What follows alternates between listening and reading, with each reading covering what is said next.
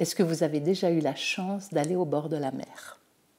Si c'est le cas, vous avez sans doute remarqué que l'eau de la mer est salée, contrairement à notre beau lac Léman. Mais est-ce que vous vous êtes posé la question pourquoi l'eau de la mer est salée? Voilà ce que m'a expliqué un marin breton. Et les marins ne mentent jamais lorsqu'ils disent la vérité.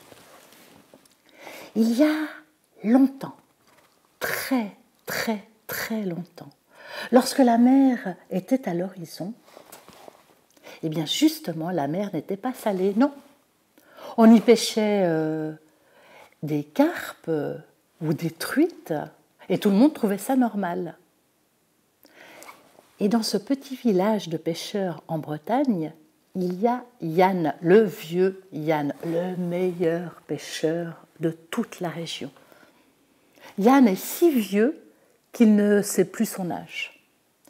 Et chaque jour, il part avec son vieux bateau qui souvent prend l'eau, chercher juste de quoi se nourrir. Les jeunes pêcheurs du village se moquent souvent de lui en lui disant « Mais Yann, enfin, toi le meilleur pêcheur, si tu avais des filets neufs, tu ferais fortune. » Yann se contente de sourire. Un jour qu'il est sur son bateau au milieu de la mer, il est temps de tirer ses filets. Il aperçoit au milieu de son filet un drôle de personnage. Il a une tête, des bras qui s'agitent, mais pas de jambes. Il a une queue de poisson de toutes les couleurs. Alors, très délicatement, Yann dégage cet être étrange de son filet et il s'aperçoit qu'il veut parler. Mais il y a tellement de vent qu'il n'entend pas, si bien qu'il prend le petit être et l'approche de son oreille. Et il entend « Yann, je suis le roi des ondins. Nous vivons, les ondins et moi, au fond de la mer, et c'est nous qui accrochons au filet des pêcheurs les poissons. J'étais justement en train de te mettre un magnifique poisson quand tu m'as attrapé. Regarde-moi, Yann, je suis tout petit, tu ne vas pas pouvoir me manger, alors relâche-moi et je te récompenserai. » Yann regarde son filet et il trouve un beau coquillage blanc.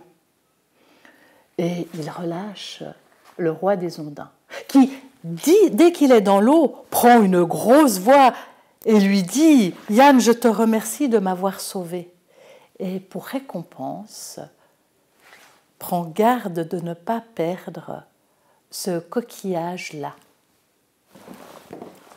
Celui-là, lui dit Yann. Oui, celui-là même. Il est magique. Chaque fois que tu diras petit coquillage des ondins, tourne sur toi-même et tourne ceci dans ta main, tu obtiendras ce que tu désires. Et quand tu voudras que le coquillage s'arrête, tu n'auras qu'à dire petit coquillage des ondins, arrête ton moulin et repose-toi jusqu'à demain. Et il t'obéira. N'oublie pas ces formules. Et voilà que le roi des ondins s'en va dans la mer. Yann rentre au port avec le sourire aux lèvres. Mais il se dit quand même, est-ce que j'aurais pas rêvé? Parce que souvent je m'endors sur mon bateau. Mais qu'importe. Et le soir, il se retrouve devant sa soupe de poisson, comme d'habitude, et il se met à rêver et à se dire « Ah, j'aimerais bien un bon rôti. » Et si ce coquillage était véritablement magique? Essayons. Il prend le coquillage dans ses mains, se concentre et dit « Petit coquillage des ondins, tourne sur toi-même et tourne un rôti dans mes mains. » Et aussitôt, il a un rôti qui lui vient dans ses mains. Il est tellement surpris, Yann, qu'il le lâche. Mais il y a un deuxième qui arrive et dit « Oh, mais arrêtez, j'ai pas besoin de deux rôtis. Enfin, petit coquillage des ondins, arrête ton moulin et repose-toi jusqu'à demain. » Ce soir-là, Yann a fait un repas, mais délicieux. Le lendemain, il s'en retourne comme d'habitude au port pour aller pêcher. Mais au moment où il essaye de mettre sa vieille voile, celle-ci se déchire de haut en bas. Qu'importe, il a pris son coquillage dans sa poche. Et très discrètement, il dit « Petit coquillage des ondins, tourne, tourne dans ma main et tourne une voile. » Et aussitôt, une magnifique voile rouge s'installe sur son bateau. Aussitôt, Yann dit la formule pour arrêter parce qu'il n'a pas besoin de deux voiles vu que son bateau est tout petit. Et il s'en va pêcher. Mais sur le port, les autres pêcheurs voient Yann partir avec son vieux bateau et une nouvelle voile. Et ils s'étonnent. Ils n'ont jamais vu Yann avoir quelque chose de neuf. Comment ça se fait?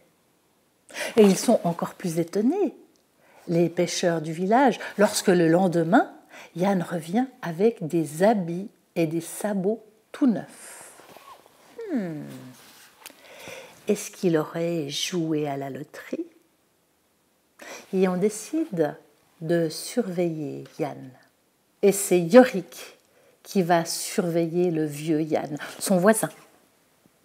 Le soir même, Yorick sort discrètement de chez lui, traverse son jardin et va observer Yann par sa fenêtre.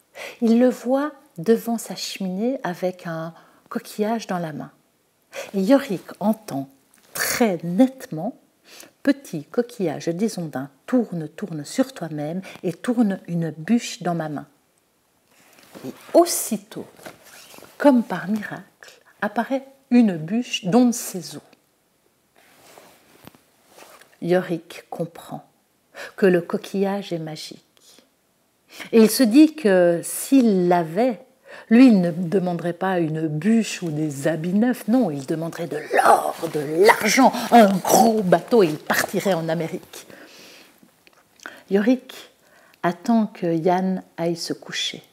Et quand tout est tranquille dans la maison, Yorick se faufile. Parce que la porte est ouverte, ben oui, Yann, il n'a rien à prendre. Il ne possède rien. Les voleurs ne sont pas intéressés. Yorick trouve le coquillage, le prend, s'en retourne très vite chez lui, rapidement fait son pactage et s'en va au port. Et il se dit, je vais attendre d'être au milieu de la mer pour transformer mon petit bateau en grande goélette, comme ça personne ne saura que c'est moi qui ai volé le coquillage. En chemin, il rencontre le boulanger qui lui dit « Oh Yorick, mais tu es bien matinal !» Et Yorick, un peu gêné, lui dit « Oui, oui, j'ai affaire à l'Orient. » Le voilà enfin sur son bateau. Et il s'en va, droit en direction de l'Amérique. À midi, Yorick a faim, si bien qu'il décide de faire une omelette. Comble de malchance, dans sa précipitation, il a oublié de prendre du sel et du poivre. Alors, une omelette sans poivre, c'est pas grave, mais une omelette sans sel, mais c'est pas bon. Mais il a le coquillage magique qui va l'aider. Il le prend et dit « Comment ça va déjà ? Petit coquillage des ondins, tourne, tourne sur toi-même et tourne du sel dans ma main. » Et aussitôt, une poignée de sel va dans l'omelette de Yorick. Celui-ci est tout content. Seulement, il y a une deuxième poignée qui arrive, puis une troisième. Et Yorick dit « Mais stop, stop, stop ! Enfin, je ne vais plus pouvoir la manger, elle va être mauvaise. Arrête, arrête, coquillage !» Mais le coquillage n'arrête pas. Et bientôt, le sol du bateau est recouvert de sel. Il y a tellement de sel que Yorick ne voit même plus où est le coquillage. Et le bateau, avec le poids du sel, commence à s'enfoncer dans la mer. Et Yorick se rend compte qu'il va bientôt couler. Il n'a plus qu'une chose à faire, c'est de prendre une bouée, de sauter à l'eau avant que son bateau ne sombre totalement. 3 semaines plus tard, arrive un gros paquebot en Amérique. Et à son bord, il y a un drôle d'aide cuisinier du nom de Yorick. Il est bizarre, il veut jamais mettre de sel dans le rata des marins. Paraît-il qu'on l'a retrouvé au milieu de la mer, accroché à une bouée. Quelque temps plus tard, en Bretagne, les pêcheurs ramènent de drôles de poissons, des rougets, des merluchons, enfin des poissons qui ont du goût. Un jour, un petit garçon qui apprenait à nager revient vers sa maman en criant « Maman, l'eau de la mer, elle est salée, c'est dégoûtant !» On va goûter et effectivement, l'eau de la mer est salée. Paraît-il qu'au fond de la mer, il y a un vieux coquillage qui tourne sur lui-même. Et on raconte même qu'en Bretagne, l'eau de la mer est bien plus salée qu'ailleurs. Va savoir pourquoi.